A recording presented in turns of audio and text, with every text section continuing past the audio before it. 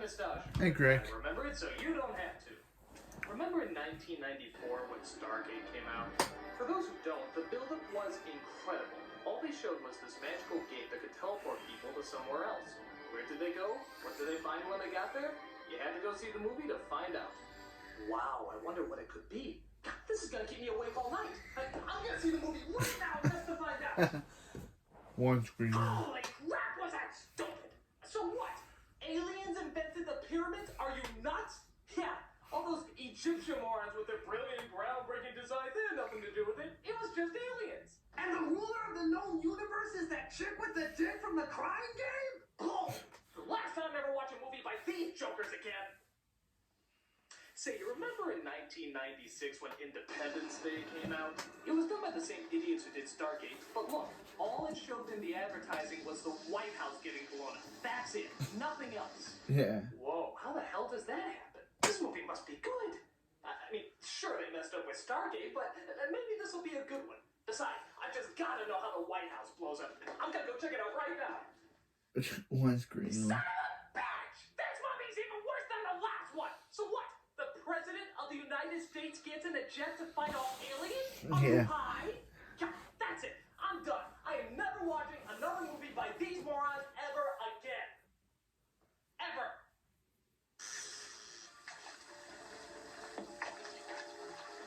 Nope, not interested. No. I got a fight. No, I don't care. Oh.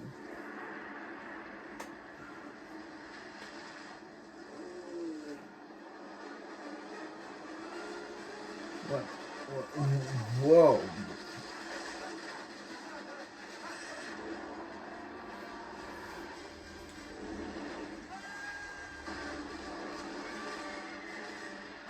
Godzilla.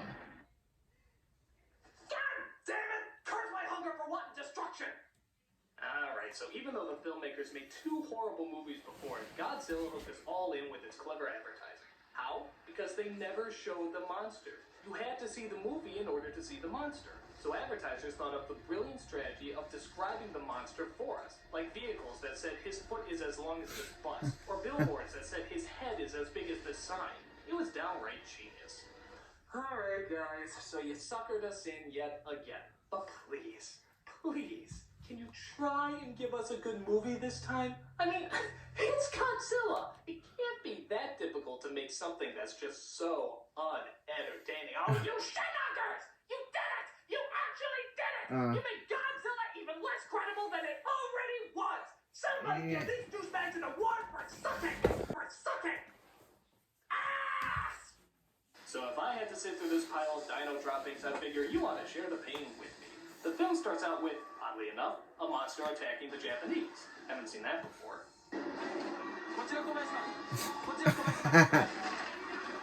Yeah, they're all evacuating because of a terrible movie. Next horrible disaster, Matthew Broderick. He plays our main character called Nico Titopoulos. It's Titopoulos. Whatever. He plays as a nerdy white guy who wears glasses and is socially weird.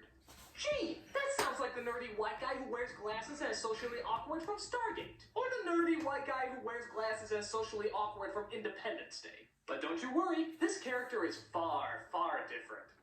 He is much more annoying than any of those other guys. So the job of Mr. Metropolis, whatever, is to study earthworms and how they grow over a certain period of time. This leads to him getting the clever nickname of the Worm Guy. Matthew Broderick plays a wormy person? Finally, some ideal casting. So the military comes to take him to a piece of land in Panama, where they want him to analyze something a little bigger than an earthworm. Here's your sample. Study it. What sample? You're standing in it. Yeah. You're standing in the foot of Godzilla. Analyze the footprint of a giant chicken? The killer poultry is not on his list of study specimens. Good old testosterone, Titopoulos. whatever, agrees to study whatever made that hole in the Craig, ground. get the name Meanwhile, right. in Tahiti, the French guy from The Professional interviews one of the survivors of the monstrous shipwreck.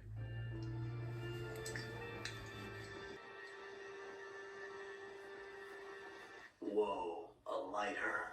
I've seen giant radioactive lizards the size of the kingdom, but a lighter? That gets my attention. What did you see, old man? Okay, apparently fire translates English into Japanese, but I digress. What did you see, old man? Godzilla. Godzilla. Godzilla. This seems threatening at first, but take a look at what Godzilla actually translates out to. Godzilla. Nice langer. Godzilla. Next, we cut to New York City, where a woman named Audrey wants to try and get a reporting job from an anchor she's working for, played by Harry Shearer. Hey, Sniff Flanders. What else did he say? Why don't we talk about it over dinner tonight? Your place. Mr. Kamen, you're married. Yes, and you're very beautiful. Homer. Wow, subtle. Do you think he tries that on Homer. every woman he meets? Hi, I'm Charles. My hobbies are marriage, cheating, and having sexual intercourse with you. You want to have dinner? And then we cut to another location in Jamaica. Jesus, how many locations are there? They kick out every country that they try to film it. Where it turns out that Bowser is still on the loose. As it turns out, he attacked yet another ship. And much like this movie, it was dragged under. So what could this giant perversion of nature possibly be? This animal is much too big to be some kind of lost dinosaur. A hybrid caused by the fallout on these islands. Like your earthworms? Yes, yes. I believe that this is a mutated aberration. Just like my career. I'm acting. Next, we cut to Audrey's friends, played by a very annoying Vicki Lewis and an even more annoying Hank Azaria. I'm telling you, he is Yeah. Yeah, Homer. Hi, Homer. Hey, I'm eating. You'll see I'm eating? Come on, I'm trying to be old New York here. Bada bing, boom, bam, and jets and stuff. She's suddenly distracted when she sees Mr. Tapdancelis, Satopolis. whatever, on the TV screen.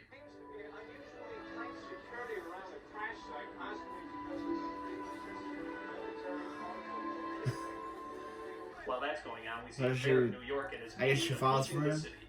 Tell me if these two look familiar at all. Roger.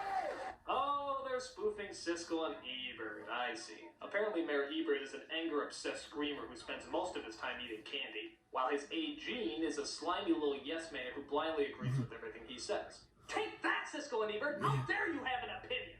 But Alright. I don't get it. Why are they making fun of these two in the first place? They're like America's most loved critics. Oh, maybe it's because they never gave thumbs up to any of your movies. Oh. Well, maybe if you got your thumbs out of your asses and started producing good films, they'd agree Yeah. with you. But Yeah. dude, they don't even take advantage of this. Even Gene Siskel, the critic they were satirizing, asked the question, if you're going to go to the trouble of putting us in a monster movie, why don't you at least take advantage of having the monster either eat or squash us?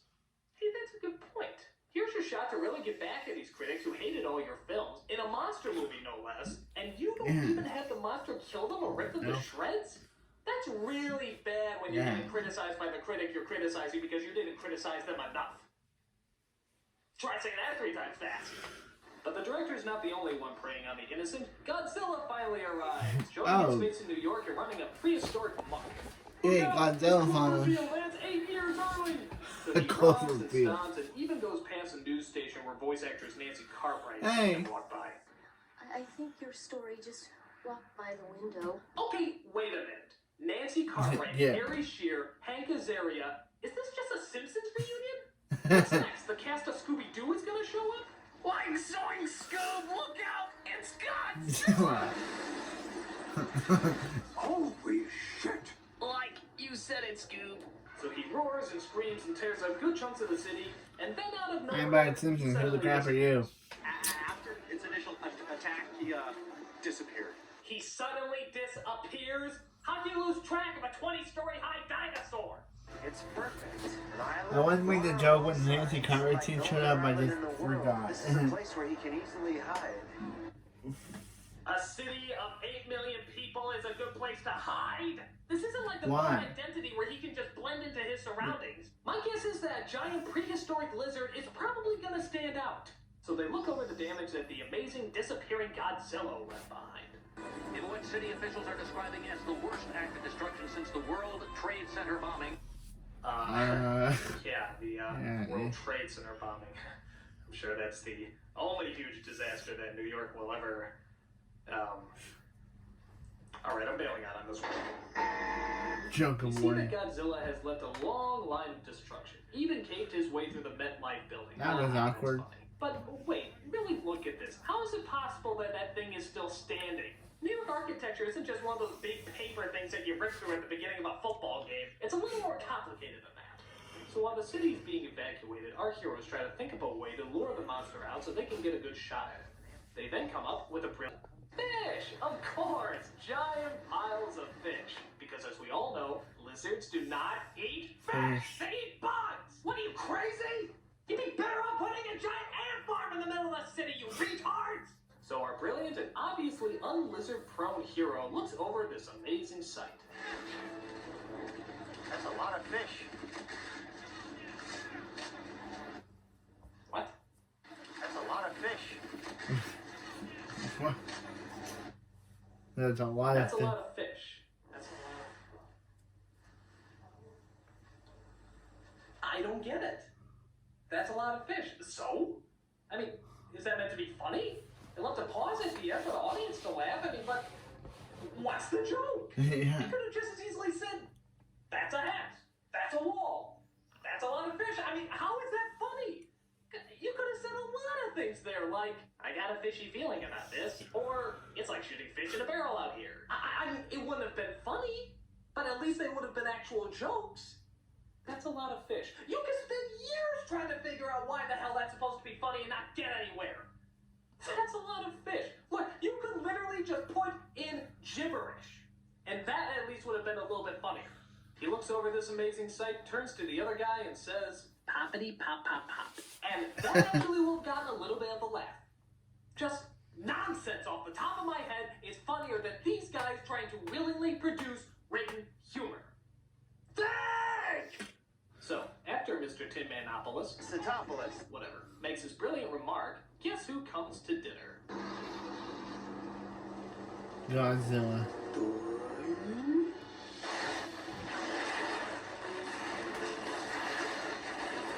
Wow, I guess Bugs Bunny is lost again. I knew I should have taken that left turn at Albuquerque. No, it's the poorly computer-generated Godzilla in all his unconvincing pixelization. Did you get my good side?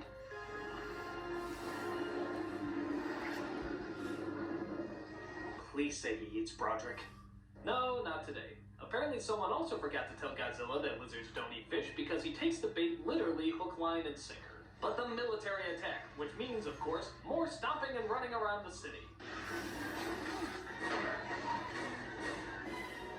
Kill him, John Adams. Do our country proud.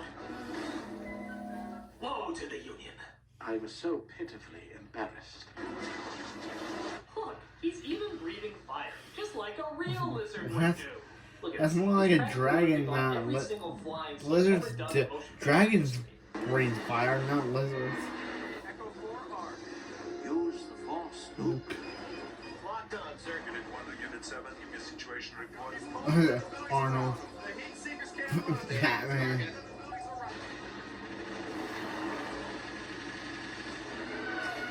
But it turns out the military really sucks at their job because they actually turn out to destroy more of the city than the monster does.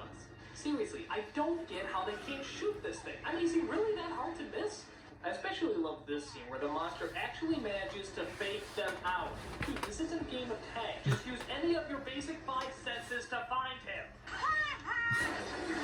Thing After he else. starts dry humping a building, Godzilla manages to, and I'm not kidding, disappear again. What is Why? wrong with these idiots? Are they just looking at their shoelaces when he's around? I mean, wake up! We did nothing to him. No, that's not true. Technically, Met him. but- Several good soldiers just lost their lives. Dick. So after that, we see Audrey. As she comes across Mr. Takanova, Humpashire, Ricky Dicky, Hamster Master, Polly Wally, Wanna Bing Bangy, Supercalifragilistic, Knick Knack, Patty Wacky, Give the Dog a Banana, Fana, Full Fresca, Hickory Dickory, Hockety Pockety, Wacky Wack, Angelina, Francesca the Third. Satopolis. Whatever. As they decide to catch up on old times. You're still mad at me? Well, you left without a phone call, a letter, nothing. All this time, yeah. I guess I am still a little mad. That was 8 years ago. Some people change. Most people don't. I'm sorry, but, you are aware that there was just a giant radioactive monster roaming through the city, right? 8 years is a long time. so Can I make you a cup of tea? Sure. That'd be nice. By the way, did you see all that fish? Yeah. There was a lot of it. Okay.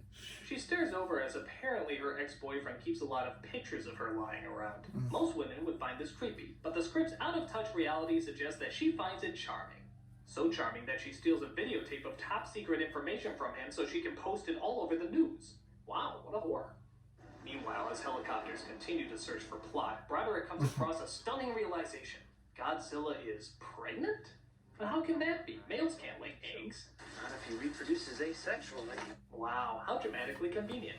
The blood that I collected revealed that the creature is either about to lay eggs or already has. Gentlemen, we could have sequels. Horrible, horrible sequels.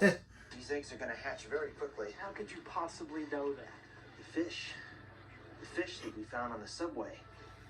He's not collecting all his food just for himself. And I don't think I need to remind you, gentlemen, that that was, in fact, a lot of fish. Yeah. But the army doesn't listen to Broderick's pleas as they discover that he accidentally leaked information to the news and is booted off the assignment. Audrey tries to apologize for being a bitch. It was a terrible thing to do. I never should have done that. Good luck with your new career. Really think you have what it takes? I thought we had something. I thought we had fish. But Jean Renault pops up as it turns out that he's part of a secret French organization as they set out to stop Godzilla because they care about the Americans. Can you believe us to expect such a thing? I mean, not the giant radioactive lizard, the French trying to help Americans. Ridiculous. Because the fish plan worked so well the first time, the military plans to do it again. Only this time they're luring the monster out into Central Park. Because as we all know, no one can survive Central Park in the middle of the night. Godzilla comes out for the 11th rainy day in a row and again falls for the bait. Alright, I'm just going for the fish. We cool? We cool? Oh, you cocktease! With some more explosions and obnoxious kabooms, Godzilla runs through the city yet again. I'm starting to think you don't like me very much. Oh good, he jumped into the Hudson River. He'll be dead in a matter of seconds. But the Green October is standing by to zap this rapscallion back to Kingdom Come. But we won't get sequels. Direct hit! I just wanted to be on Broadway. You'd think that'd be the end, but nope. Our heroes drive into the demolished subway to find the nest of eggs that Broderick was talking about. But wait, how are the French gonna pass by as Americans? Who you boys with? We're with the 3-2, sir. I didn't ask you, soldier. You got a problem talking? Well, no, sir, I'm fine. All right. Keep it moving. Oh, thank you very much. Elvis Presley movies. What's the key? Could be worse. He could have done his Jerry Lewis impression. I just wanted to ride on the underground choo-choo with the wheels and the sparks and the lady! So they come across a destroyed Madison Square Garden where they make their discovery. Quiet, I think I hear fish. Faster than you can say green eggs and ham, our heroes come across a nest of Cadbury eggs from hell. The eggs start to hatch, and rather than just shoot the damn things, the French do what they're best known for. Give up and scram. And this is the part of the movie I like to call, guess what part of Jurassic Park they're stealing from? Yeah. The jump attack scene. The door opening scene. It's not just acting. It seems that behind every door there seems to be a blockade of monsters. Broderick should know he checks all of them.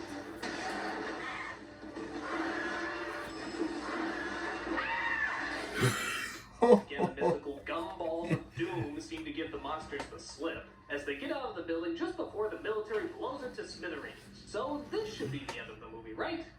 No, because Godzilla actually resurrects himself back to life. Truly, he is the son of Godzilla. So this leads to yet another chase scene where our heroes race across the city in a taxi. Turn the meter off! Turn the meter off! You know, they outwit this thing just a few too many times. He breathes fire at them, they just turn around. He corners them in a tunnel, they just turn on their headlights. They get trapped inside his mouth. Hey, got a quarter? I know this is probably a bad time to mention this, but do you guys remember all that fish? Wasn't that something? So he gets tangled up in the Brooklyn Bridge as the military throw everything they got. Direct hit, but the target is still moving, sir. Well, circle around and fire again! Just blow shit up! It's all we know how to do! Yeah.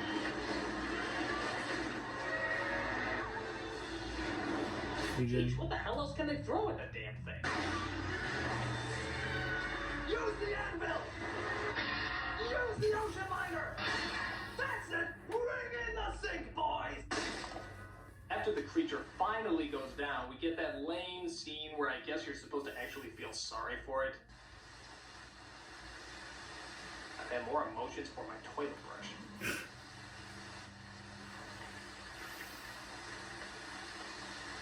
What have we become? we're gonna Guess we'll never find out. Hooray. So Audrey and Titties get together, Jean gives Ebert a vulgar thumbs down, and even our French friend manages to say au revoir. Thank you for your help, my friend. Maybe one day I too can be fascinated by fish. And they all live happily ever after. Or do they?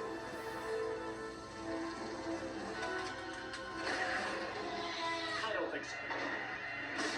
In my world, this movie is over. Why? Because this movie bombed big time. Finally bringing down that reign of special effects disaster movies that were, in and of themselves, disaster movies. True, the same director tried to lure us back with shitty movies like The Day After Tomorrow and 10,000 BC. But audiences are finally learning their lesson about avoiding this group's crap. And if by chance you think that their latest disaster movie, 2012, might finally be that one good disaster film you think they might make, just remember. God, I love that cartoon. I'm the nostalgia critic, I remember, so you don't have to.